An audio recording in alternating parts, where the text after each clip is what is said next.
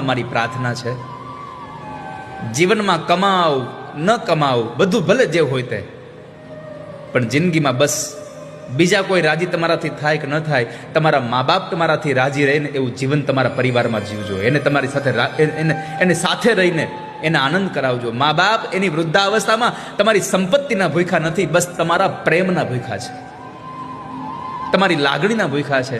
તમારા મા બાપને જો 5 વર્ષ વધારે તમારે બેસાડવા હોય, વધારે જીવાડવા હોય, તો બીજું કાંઈ કરો કે ન કરો, રોજના માટે અડધો કલાક એની સાથે બેસજો.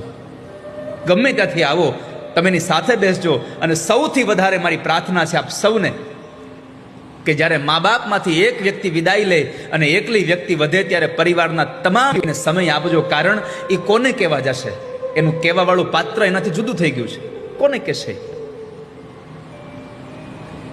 જેના ઘરમાં મા બાપમાંથી એક વ્યક્તિ જતું રહ્યું હોય ત્યારે એક વ્યક્તિને સૌથી વધારે પ્રેમ અને એને સમજવાના પ્રયત્નો કરજો.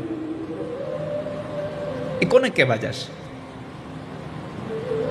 કોની પાસે બોલે? અડધો કલાક મા બાપને આપીએ, વધારે ન આપો તો કાંઈ નહીં. વડીલ મા બાપને પણ હારે, વૃદ્ધાવસ્થામાં પહોંચેલા મા બાપને પણ હારે હોટલમાં જમવા લઈ જાજો. તમને થશે હોટલમાં